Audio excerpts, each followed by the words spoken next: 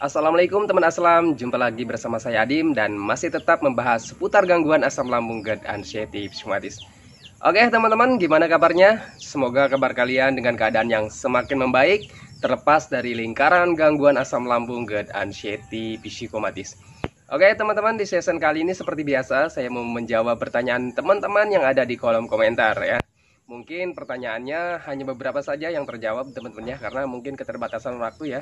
Dan juga kapasitas HP saya itu sudah tidak mumpuni lagi untuk merekam video yang lebih panjang ya gitu teman-teman ya. Jadi mohon maaf pengertiannya teman-temannya, mohon maaf atas keterbatasan saya gitu. Oke teman-temannya, gimana pertanyaan-pertanyaannya, gimana juga pembahasannya? Simak videonya sampai selesai, jangan skip agar kalian mengerti, agar kalian paham. Kalau misalkan kalian mengerti dan paham, kalian akan lebih mudah menangani setiap sensasi dari gangguan asam lambung GERD anxiety rheumatis. Karena gangguan asam lambung GERD anxiety rheumatis itu sensasinya banyak sekali teman-temannya. Kalau misalkan kita nggak mengerti, nggak paham, kita akan kebingungan cara menanganinya, cara mengatasinya, setiap sensasinya gimana gitu ya teman-teman ya. Tetapi kalau misalkan kalian yang mengerti, kalian yang paham, kalian nggak akan kebingungan cara mengatasinya gimana gitu teman-teman ya. Kalau misalkan kalian yang mengerti, paham, itu nggak akan ada yang namanya kepanikan, kecemasan yang berlebihan gitu teman-teman ya. Karena untuk gangguan asam lambung GERD anxiety rheumatis ini butuh pengertian, butuh pemahaman gitu teman-teman ya. Dan buat teman-teman yang baru bergabung, seandainya kalian mau bertanya tentang seputaran gangguan asam lambung GERD anxiety rheumatis, alangkah lebih baiknya kalian itu simak dulu video-video saya yang terdahulu teman-teman ya. Karena saya itu sudah banyak sekali ya teman-teman buatkan video itu tentang seputaran sensasi gangguan asam lambung GERD anxiety rheumatis. Dari sensasinya, dari penanganan sensasinya yang dari ujung kaki sampai ujung kepala itu sudah saya buatkan teman-teman ya. Dari berbagai macam sensasi dan gimana cara menangani setiap sensasi yang hadir, semuanya sudah saya buatkan video-videonya. Jadi kalau misalkan kalian mau bertanya, alangkah lebih baiknya kalian itu simak dulu video-video saya agar kaliannya lebih mengerti dan lebih paham gitu teman-teman ya. Oke teman-teman ya, kembali lagi ke topik utamanya, ke pembahasannya. Kita di sini mau menjawab pertanyaan teman-teman ya. Saya udah screenshotkan beberapa pertanyaan yang sering sekali ditanyakan oleh teman-teman gitu ya teman-teman ya. Yang pertama itu dari sensasi ulu hati ya teman-teman ya. Banyak sekali orang-orang yang terkena gangguan asam GERD anxiety rheumatis itu mengeluhkan sering sakit ya, ataupun nggak nyaman, ataupun terasa perih ya teman-teman ya, terus terasa penuh di bagian ulu hati. Kita pahami dulu teman-teman ya, ulu hati ini apa sih teman-teman ya. Nah di ulu hati ini sebenarnya adalah pintu ya teman-teman ya, pintu ataupun klep ya, pembatas antara esofagus atas ya teman-teman, ini kerongkongan dan bagian lambung gitu teman-teman ya. Dan kalau misalkan bahasa dokternya itu di bagian ulu hati ini adalah esofagus gitu teman-teman ya. Esofagus bagian bawah yaitu sejenis pintu ataupun klep gitu teman-teman ya. Jadi orang-orang yang terkena gangguan asam GERD anxiety, yang utamanya GERD gitu teman-teman ya, terkena gangguan asam ataupun GERD ya, itu medisnya kan ya. Nah itu biasanya di bagian ulu hatinya itu biasanya ada yang namanya gangguan ya teman-teman, gangguan esofagus. Biasanya esofagusnya itu terganggu ya, mungkin saja esofagusnya itu mengalami peradangan ataupun ruam ataupun pembekakan ya. Sepengalaman saya seperti itu ya, biasanya memang seperti itu teman-teman ya. Lalu apakah itu berbahaya Bang Adim? Nggak berbahaya teman-teman ya, itu bisa ditangani dengan ya menjalankan metode-metode yang sering saya buatkan teman-teman ya. Nah gimana cara menanganinya ya teman-teman ya, untuk saya pribadi teman-teman ya. Karena kenapa saya katakan itu tidak berbahaya, karena saya sampai detik ini baik-baik saja gitu teman-teman ya. Dan saya juga bisa sembuh, bisa membuat video-video yang nggak jelas seperti ini teman-teman ya. Oke, untuk cara penanganannya, kalau misalkan kalian itu masih dalam tahap parah gitu teman-temannya, masih dalam tahap apa ya, pengobatan dokter gitu teman-temannya, ataupun masih konsultasi dengan dokternya, kalian ikuti arahan-arahan dari dokternya. Kalau misalkan masih obatan juga ikuti obat-obatnya gitu teman-temannya, apa ya, minum obatnya dengan teratur gitu ya teman-temannya. Karena saya juga dulu kalau misalkan masih parah-parahnya itu saya masih dalam bimbingan dokter ya, saya ikuti arahan-arahan dokter dan minum obatnya dengan teratur gitu teman-temannya. Itu yang pertama. Lalu yang kedua itu saya tuh menjaga pola makan teman-teman ya. Jadi kita itu sedang terkena gangguan ya teman-temannya, dari asam lambungnya mungkin saja belum stabil ataupun belum normal, sedang asam lambungnya itu sedang terganggu gitu teman-teman. Terus juga mungkin saja bagian lambung kita itu mengalami gangguan juga teman-temannya. Mungkin saja lambungnya itu mengalami, biasanya ada peradangan ataupun penipisan mukosa lambung gitu teman-temannya. Mukosa itu jaringan lambung ya gitu teman-temannya. Kalau bahasa dokternya gitu ya. Ribet sih sebenarnya kalau misalkan kita ngikutin bahasa-bahasa dokter gitu teman-temannya. Intinya ada di bagian lambung itu ada lapisan gitu teman-teman ya. Biasanya kalau bahasa medisnya itu mukosa lambung gitu teman-teman ya. Mungkin saja kita itu mukosa lambungnya sedang mengalami ruam ataupun penipisan gitu teman-temannya. Nah, jadi kita itu harus menjaga pola makan. Jadi asupan makannya harus dijaga teman-teman ya. Hindari makanan-makanan yang pedas, asam, santan. Terus juga hindari juga dulu goreng-gorengan gitu teman-temannya. Terus juga makanan-makanan yang alot, yang mengandung gas itu kita hindari dulu gitu teman-temannya. Kita jaga dulu asupan makannya gitu teman-temannya. Itu yang pertama. Itu yang kedua teman-temannya. Itu cara saya saat terkena gangguan asam GERD anxiety itu menjaga pola makan, lalu menjaga pola hidup gitu teman-temannya. Pola hidupnya itu gimana sih Bang?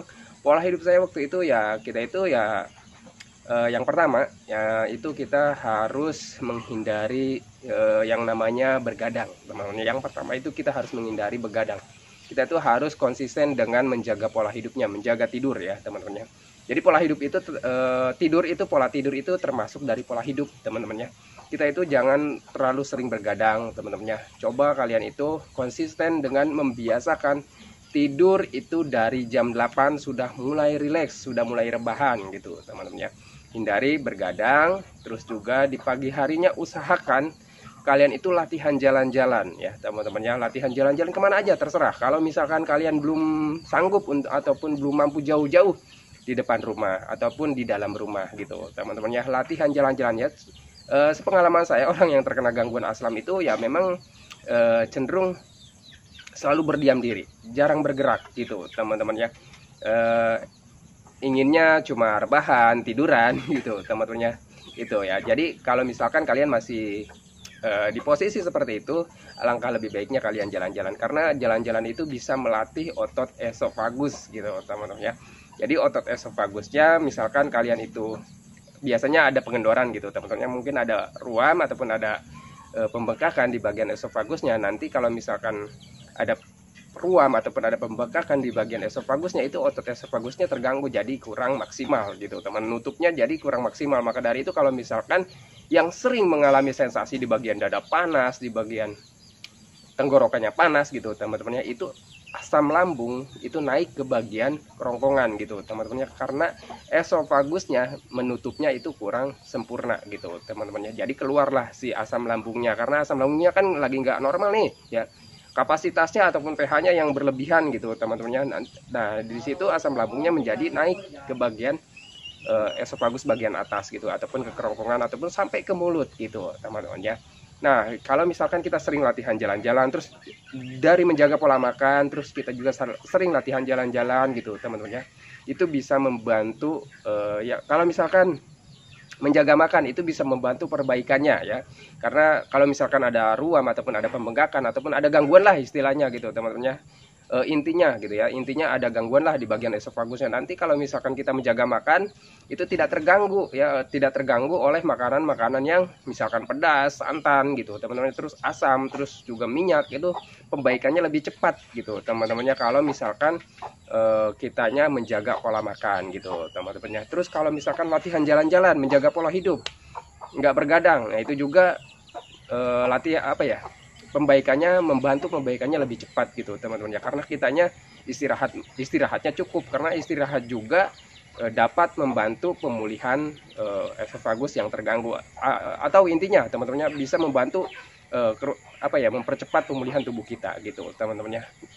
Sepengalaman saya seperti itu. Terus juga kalau misalkan latihan jalan-jalan itu bisa membantu menguatkan lagi otot esofagus gitu teman-temannya. Jadi sepengalaman saya seperti itu teman-temannya. Saya juga dulu mengalami yang namanya ulu hati itu terasa enggak nyaman teman-temannya, itu perih ya, terus juga sakit, apalagi kalau ditekan kayak gini teman-temannya. Kalau misalkan ditekan kayak gini itu sakitnya sakit banget teman-temannya. Terus terasa penuh ya, perut di bagian atas terasa penuh. Terus ada di bagian esofagus ini ataupun ulu hati ini terasa tertekan gitu teman-temannya, seperti tertindih beban berat gitu teman-temannya. Terus kalau misalkan kita berdiri teman-teman ya, kalau misalkan berdiri itu terasa ketarik ke bawah, di bagian ulu hati ini terasa ketarik ke bawah, apalagi kalau misalkan di bawah jalan gitu teman-teman. Saya itu di awal-awal latihan jalan pas melangkah itu di bagian esophagus itu sakit teman-teman ya, terasa ketarik banget ke bawah. Dan waktu itu saya merasa karena dulu itu belum tahu ya teman-temannya apa penyebabnya dan gimana cara penanganinya gitu teman-temannya. Itu waktu itu saya nggak tahu, dan jalan baru satu langkah itu udah panik teman-temannya, udah panik, udah cemas gitu teman-temannya. Saya itu takutnya, waduh ini jangan-jangan ini gangguan yang berbahaya, ini jangan-jangan gangguan yang nggak bisa sembuh gitu teman-temannya. Waktu itu saya panik dan alhasil ya mau jalan gak jadi teman-teman ya. Jadi sehari-hari saya itu waktu itu berbulan-bulan ya teman-temannya itu hanya rebahan, cuma duduk gitu teman-temannya. Keseharian saya dulu waktu itu seperti itu ya. Jadi jarang sekali bergerak, karena ya sekalinya bergerak itu nggak nyaman banget di bagian ulu hati teman-teman ya. Nah buat teman-teman yang masih mengalami di fase sensasi seperti itu, kalian konsisten dengan menjaga pola makannya, menjaga asupannya. Hindari aja dulu teman-temannya makanan-makanan yang sekiranya bisa mengganggu pembaikan esofagusnya, mengganggu juga pembaikan asam lambungnya gitu teman-temannya. Hindari makanan-makanan pedas, santan, asam, terus juga yang mengandung banyak gas gitu teman-temannya. Kalian konsisten menjaga pola makannya, terus juga menjaga pola hidupnya teman-temannya. Coba kalian itu jangan sering bergadang teman-temannya, biasakan tidur itu di jam 8 sudah mulai rebahan, sudah mulai rileks gitu teman-temannya. Terus juga sering latihan ya, latihan jalan-jalan teman-temannya, latihan aja teman-temannya, nggak usah takut teman-temannya, nggak usah cemas. Kalau misalkan Bang Adim saya itu baru berdiri aja udah rasanya nggak nyaman banget di bagian ulu hati, nggak apa-apa teman-temannya. Intinya kalian itu sudah makan, sudah minum, kalian lakukan aja latihannya, jangan ya pelan-pelan aja gitu teman-teman. Jangan terlalu apa ya, jangan terlalu berambisi lah gitu intinya teman-temannya. Latihan aja pelan-pelan, nggak apa-apa gitu teman-temannya. Selama kalian sudah makan, sudah minum, biasanya kalian lakukan aja latihannya. Saya juga dulu seperti itu teman-temannya.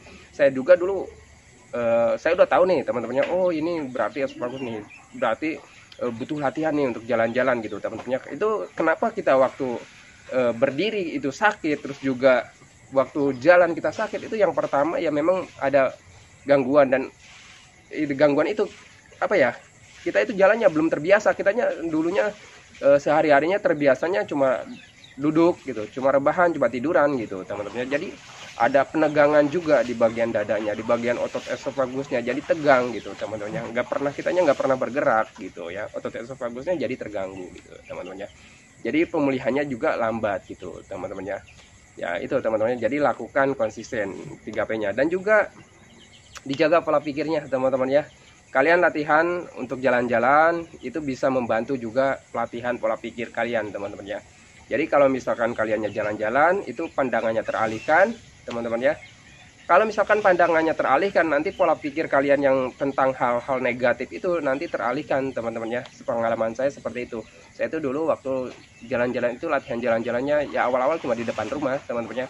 Tapi makin berani gitu teman-teman ya. Biasanya latihannya ke tempat-tempat yang sekiranya ada pemandangan gitu teman-teman ya, seperti pemandangan sawah, seperti pemandangan danau gitu teman-teman. Kalau misalkan kita ada pemandangan, nanti pola pikir kita yang tentang negatif itu nanti teralihkan gitu teman-teman dengan penglihatan gitu teman-teman. Kalau misalkan ada penglihatan ya, jadi pikiran kitanya nggak selalu memikirkan dalam satu titik ya, tentang penyakit, tentang sensasi, tentang penderitaan gitu teman-teman ya. Oke ya, jadi untuk pembahasan sensasi di bagian ulu hati itu sebenarnya esofagus kalian yang belum membaik gitu teman-teman ya. Itu bukan sesuatu yang berbahaya teman-teman ya, itu bisa membaik dengan sendirinya asalkan kalian fokus dan konsisten, itu bisa cepat, lebih cepat membaiknya gitu teman-teman ya. Walaupun kalian tidak menjalankan metode 3P ya memang bisa membaik teman-teman ya, tetapi alangkah lebih baiknya kalian jalankan konsisten metode 3P nya gitu teman-teman ya, agar lebih cepat membaiknya gitu. Oke ya teman-teman ya. Oke, pertanyaan yang kedua ini pembahasan satu aja udah 15 menitan. Bang, sampai berapa lama pusing dan kelayangan? Kalau dibilang berapa lama teman-teman ya, kalau misalkan untuk saya pribadi teman-teman ya, untuk mengalami yang namanya sensasi kelayangan dan pusing ataupun sakit kepala Itu kalau ditanya berapa lama, saya nggak ingat teman-temannya berapa lamanya. Kenapa bisa nggak ingat? Karena gangguan asam lambung GERD anxiety itu sembuhnya dengan kita melupakan setiap sensasi-sensasi yang hadir di tubuh kita. Gimana cara melupakannya? Lakukan kegiatan ataupun aktivitas yang sekiranya membuat kita bahagia, teman-teman ya, yang membuat kita senang. Karena dengan hal-hal seperti itu, yang namanya sensasi-sensasi itu akan hilang. Gitu, teman-teman ya. Pengalaman saya pribadi seperti itu. Kalau misalkan kita sudah menjaga pola makan, menjaga pola hidup, menjaga pola pikir ya. Pola pikir itu ya kita itu dengan melakukan aktivitas dan kegiatan yang menyenangkan. Kalau misalkan sudah kita melakukan aktivitas kegiatan yang menyenangkan, berarti kita sudah menjaga pola pikir negatif kita menjadi pola pikir yang negatif, yang positif, yang menyenangkan, yang membahagiakan gitu teman-teman ya. Jadi kalau misalkan ditanya berapa lama, saya hilangnya dari sensasi kelayangan dan sakit kepala itu nggak tahu teman-teman ya berapa lama. Saya nggak tahu karena ya lupa gitu teman-teman ya. Saya itu melupakan setiap sensasi yang ada di tubuh saya, itu saya lupakan teman-teman ya. Karena dengan itu ya, dengan gangguan asam GERD anxiety psoriasis itu loh, sembuhnya kitanya harus melupakan. Kalau kitanya selalu mengingat-ingat tentang sensasi, tentang penyakit, ya kalian akan terjebak di lingkaran itu aja gitu teman-temannya. Kalian yang nggak akan bisa bebas, nggak akan bisa lepas dari yang namanya lingkaran gangguan asam lambung GERD anxiety gitu teman-temannya.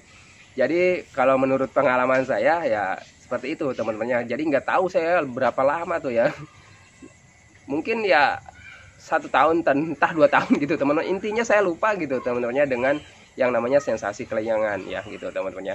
Kalau untuk sekarang ya pusing kepala ya ada pusing kepala, kelayangan juga ada kelayangan teman-temannya, tetapi saya sudah tidak pernah lagi berpikir oh ini nih penyakit yang berbahaya nih, oh ini nih jangan-jangan kanker otak nih. Enggak, sekarang nggak ada berpikir seperti itu teman-temannya. Kalau ada kelayangan, oh kurang minum, ya udah gitu aja teman-temannya. Kalau misalkan sakit kepala ya sakit kepala aja ya teman-temannya. Mungkin ya kecapean, kurang tidur gitu aja teman-temannya. Kalau misalkan dulu kan saat terkena gangguan asam itu setiap kali ada sensasi di tubuh kita, entah kelayangan, entah sakit kepala, itu kita berpikirnya waduh ini jangan-jangan kanker otak nih, waduh ini jangan-jangan tanda-tanda mau M nih gitu teman-teman ya. Dulu saya tuh selalu berpikirnya seperti itu. Tetapi untuk sekarang kalau misalkan ada sensasi ya cuek aja teman-teman ya. Karena manusia yang masih hidup itu tidak bisa lepas dari yang namanya berbagai macam sensasi gitu teman-teman ya. Selama kita masih hidup kita nggak akan pernah terlepas dari yang namanya sensasi gitu teman-teman ya. Entah itu sakit gigi, entah pusing kepala, entah mual, entah perut kembung, entah begah gitu teman-teman. Itu sebenarnya sensasi-sensasi harian. Selama manusia masih hidup pasti ada sensasi-sensasinya gitu teman-teman ya. Kenapa sekarang kalian itu selalu berpikir penyakit yang berbahaya, selalu berpikir tanda-tanda mau M gitu teman-teman ya? Karena kaliannya masih dipermainkan oleh pemikiran-pemikiran negatif kalian, karena kalian belum bisa melupakan ya rasa trauma kalian di awal-awal terkena gangguan asam lambung GERD anxiety psoriasis. Seperti itu teman-teman ya. Jadi kalau misalkan kalian ingin terbebas dari lingkaran gangguan asam lambung GERD anxiety psoriasis, lupakan tentang sensasi-sensasi yang hadir teman-teman ya. Kalian berdamai dengan sensasi yang ada, kalian berdamai dengan keadaan gitu teman-teman ya. Itu semua akan itu semua akan membuat kalian lebih nyaman gitu teman-teman ya.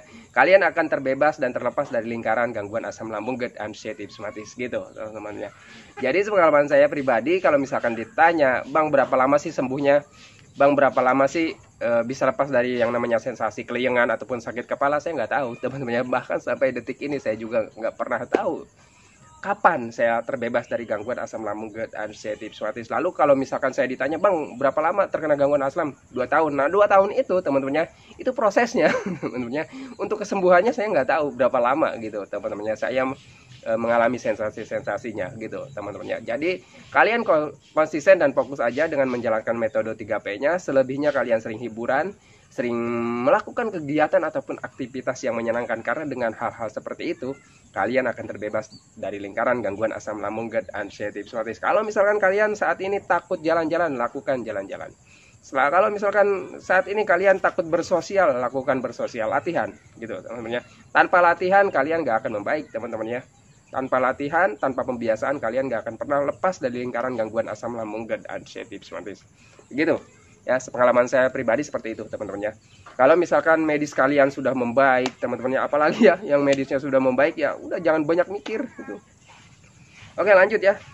Ini videonya udah semakin panjang, kalau dijelaskan banyak banget ya. Bang, gimana cara mengatasi gatal tenggorokan? Gatal tenggorokan itu biasanya asam lambung yang sering naik teman-teman ya. Jadi ada iritasi ya. Kalian fokus dan konsisten menjaga asupan makannya dan sering minum air hangat pelan-pelan gitu teman-teman ya. Minimal 8 gelas setiap hari ya. Konsisten metode 3P-nya intinya ya. Oke, lanjut. Assalamualaikum Bang Adim. Apakah lidah rasa panas dan gusi sering berdarah, apa itu termasuk gangguan asam lambung dan juga gigi sering ngilu? Ya teman-teman ya, jadi saya juga waktu terkena gangguan asam GERD anxiety itu sering sekali yang namanya lidah itu terasa lidah itu terasa panas, terus juga putih gitu teman-teman ya. Terus juga tenggorokan terasa panas, gusi sering bengkak, sering berdarah, terus gigi ngilu. Itu saya juga sering teman-temannya mengalaminya. Itu sebenarnya hanya dampak dari gangguan asam lambung yang sering naik teman-temannya. Terus gimana cara penanganannya? Ya sama saja teman-temannya, penanganannya itu menjaga pola makannya, menjaga pola hidupnya, menjaga pola pikirnya. Kalian konsisten menjaga 3P-nya gitu teman-temannya, dan juga sering minum air hangat pelan-pelan gitu ya. Pengalaman saya seperti itu teman-temannya. Saya itu hanya fokus dengan menjalankan metode 3P, terus fokus dengan latihan-latihannya gitu teman-temannya. Insya Allah kalian akan cepat membaik teman-temannya, cepat sembuh dari lingkaran gangguan asam lambung GERD anxiety psoriasis.